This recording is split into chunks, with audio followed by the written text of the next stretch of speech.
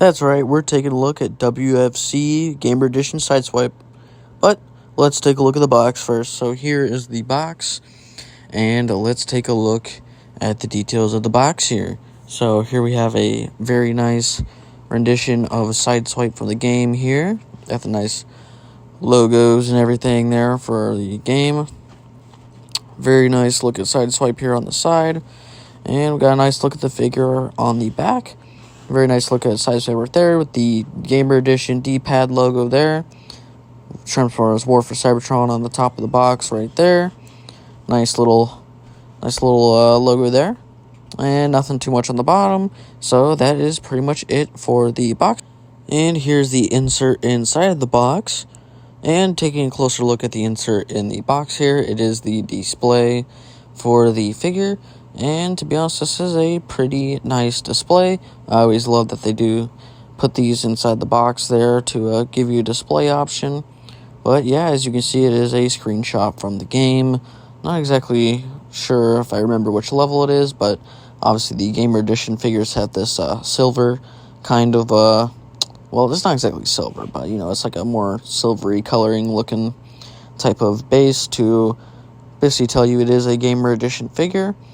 And yeah, I mean, it does look pretty nice. The image is pretty high quality, and it does make for a nice little Cybertron display. So that's about it. Let's take a look at the figure.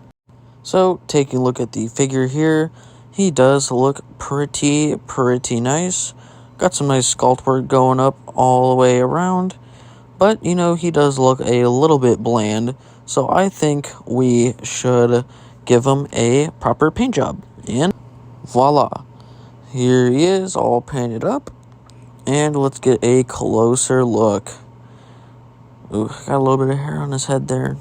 Oh, and it's not off yet. Oh, there we go. Alright, so here is the figure all painted up and looking pretty game accurate now. At least as game accurate as I could possibly get him. Obviously, there are probably some details I have missed, but I will go back and paint them as soon as possible. But I did want to get them painted up for the sake of the review and to make them look all nice, like my other Gamer Edition figures I have painted up as well. So as you can see, I gave him some weathering here, and I did paint the kind of light up areas on his body. There are some light up areas that I may have missed, but I got all the major ones at least. And let's just take a look at some of the sculpt here. So here is his head sculpt right there, and it does look pretty good. I'd say it's pretty accurate to the game, as I have played the games quite a bit. And yeah, so I mean, it doesn't look too bad. I did paint the little lights there too on his head. You can see all around. I give him lots of weathering with gold and silver. The gold's supposed to kind of represent kind of like the dirt a little bit. But yeah, I mean, he does look pretty good. I do like the sculpt work on this figure, and he does stand out once you give him some paint and some nice wear and tear. Makes for a very nice figure. He does, although, have some really weird, almost slipper flip-flop feet, but yeah, there's nothing that can be really done about that.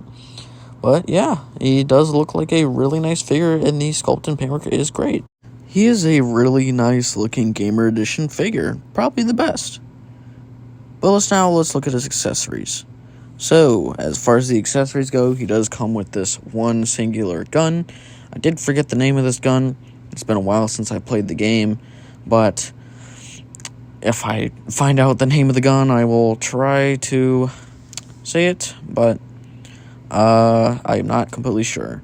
But it is sculpted very nice, and it does integrate very well, because they actually did a new thing with the Gamer Edition figures from now on. They actually make it so you can just hold it like a normal gun. So you just take the tab and put it in the hand right there, and you can hold it just like as if it were a normal gun. And I like that they did that. You know, it gives you just another option for him to be able to use his weapon without having to take the arm off. But, you know, if you want to be game accurate, So what we do is just take the arm off right there, like so. Just comes off with that peg right there, and then you just take the rifle here and just peg it on in, and there you go, and makes it look like the gun transformed out of his arm, which is pretty cool. It's just the one thing is that, you know, it does look a little skinny, but yeah, cool nonetheless. I do like having two options with my figures. And another thing too is I wonder if they sometime down the line can make it so that way you can swap out both arms, because in the game you can choose which arm to have the gun on. But, you know, for right now I guess it doesn't really matter too much, because they do give you at least two options. Now let's take a look at posing. So as far as the articulation goes with this guy right here, his head can not go up at all, which kind of sucks a little bit, but it's whatever. It can go down a little bit. Does have full rotation all the way around because it is on a ball joint. And he does have, you know, the usual little bit of a side to side right there. And as far as the arms go, they go up about that far, and they can spin all the way around. It is on an angle just because of the way the peg is, but he does have a bicep swivel right there, single joint at the elbow, and he does have hinge at the wrist, mainly due to transformation. But he does have a waist joint right here, so he rotates at the waist and moving the backpack out of the way to get more rotation. As for the legs, they kick up about that far. They can kick back about that far, having the backpack out of the way. And he can do the full splits. He does have a rotation at the thigh, and he does have a bend at the knee, just a single bend.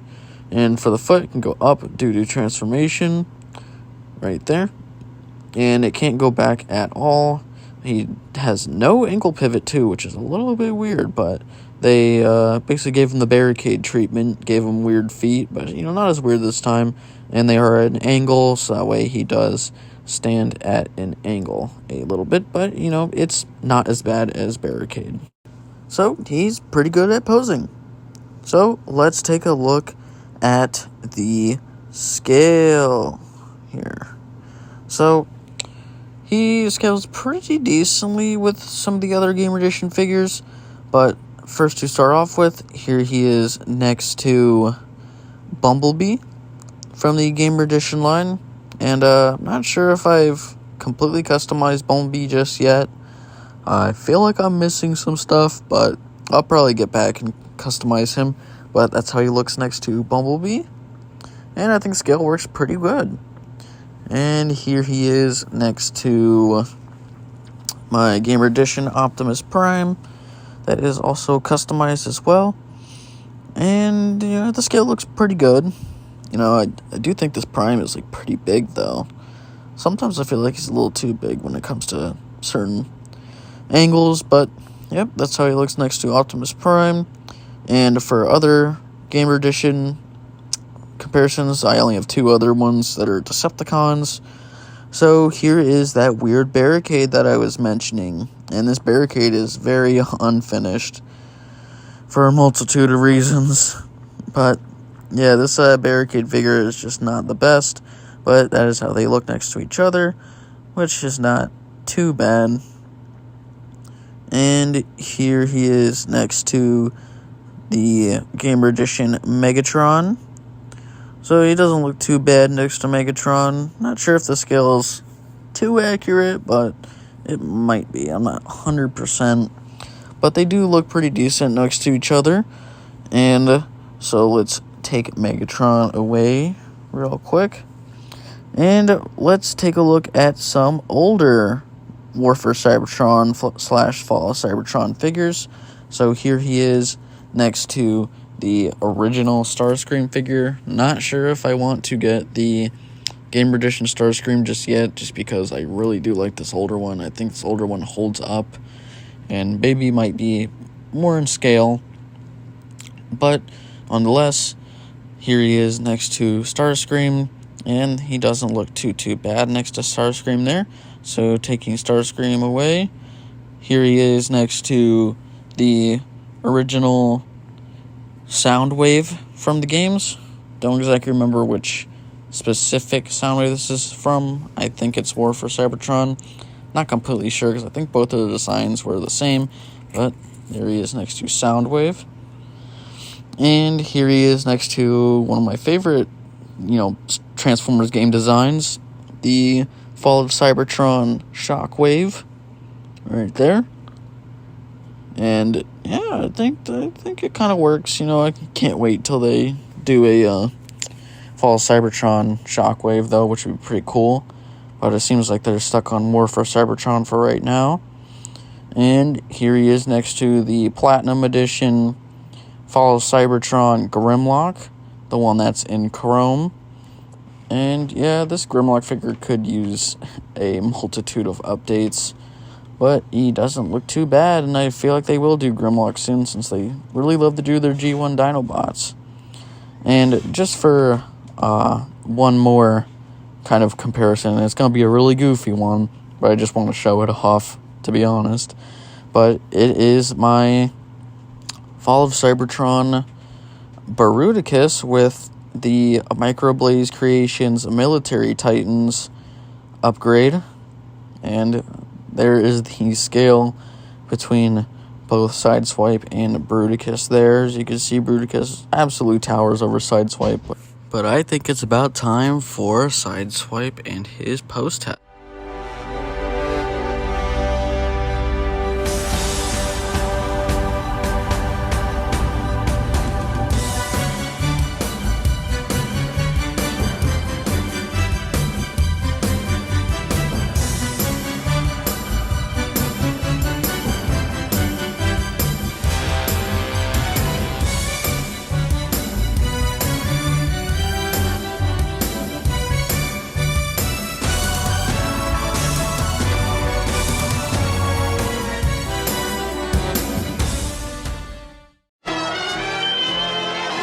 So it's about time we get into the transformation.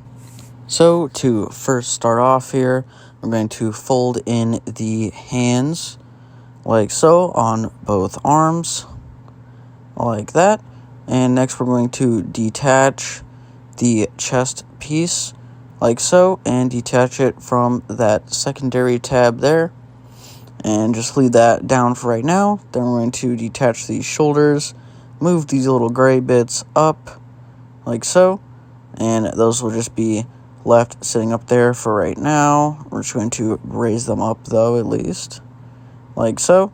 And then we're going to come over here to the back. We're going to lift this whole back section of the car down.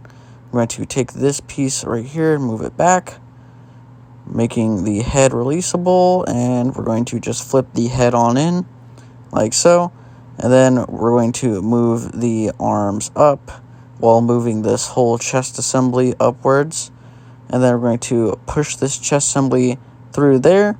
And then the arms will connect while having the chest piece on top of them. So just kind of finagle it through and then close the arms up here. It'll be on two different tabs, one at the red bits and one here at these gray bits here, like so. Just make sure they're aligned properly and tab those together.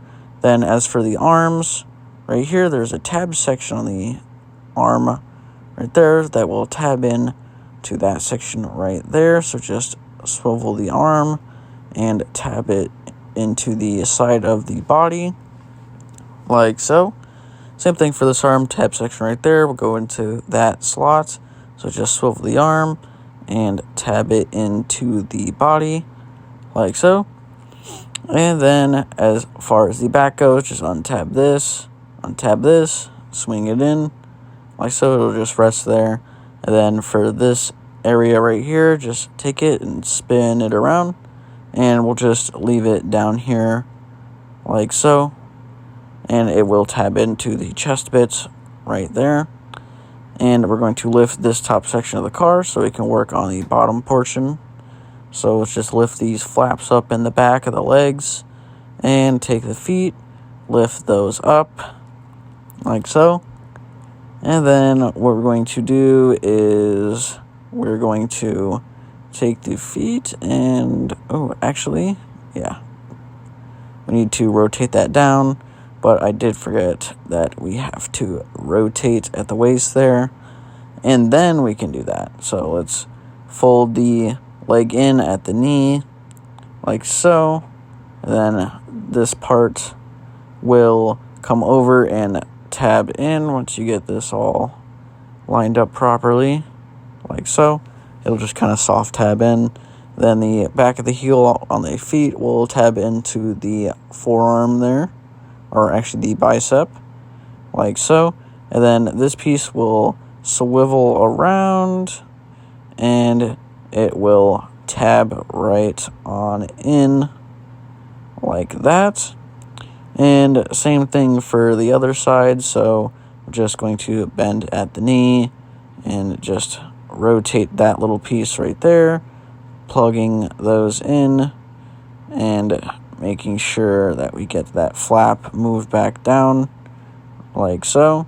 Just make sure everything's aligned properly, and get that back portion of the heel tabbed into the bicep of the arms, and then taking this piece right here and swiveling it around, like so, and that will tab into the side of the car as well, like so.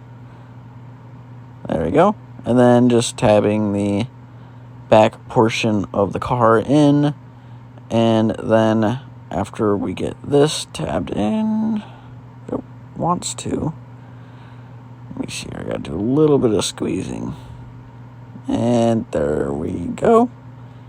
Looks like both sides are tabbed in and ready, and we just bring down this front portion of the car and just squeeze that down, and it should tab in. And there is the car mode, and he does roll on all four wheels. I'm not gonna lie, this car mode is sick. So take a look at the details here of the car mode. It looks pretty nice. I did paint the little lights that come up on the vehicle mode, and I did heavily scuff and paint up this car mode in a weathered look, just like the games. I went pretty heavy on the car mode in certain areas, but you know, it came out pretty good, so I'm happy with the overall product. But there are some parts I did forget to paint or that I missed, which I will go back to sometime. But overall, it looks pretty complete now. I mean, at least more complete than when it came, but it does look pretty good. And yeah, I mean, you got some nice detailing on the wheels there, some very nice silver detailing for the top of the car. Got not too much back detail, but let's take a look at the weapon storage. So as far as weapon storage goes, you just take the gun here and just tab it on the top right there, and it just fits on very nicely. And it does look pretty good as well too. It's not too bad looking, does, you know, remind me of the games, and yeah, so it's not too bad storage. This car is sick. But let's take a look at the comparisons. So as for size comparisons here, we'll just be continuing just Gamer Edition, but here we have him next to the Gamer Edition Bumblebee. So they look next to each other. I think both of them look really great. I'm honestly pretty glad I picked up this sideswipe figure because I really do like it. And here he is next to Barricade, which Barricade is just still way too big and, not exactly engineered the best. But yeah, there he is next to Barricade. And here he is next to, if he doesn't want to roll away, here he is next to Megatron from the games there. So here he is next to the Gamer Edition Megatron. Not looking too bad. And taking him away, here he is next to Gamer Edition Optimus Prime.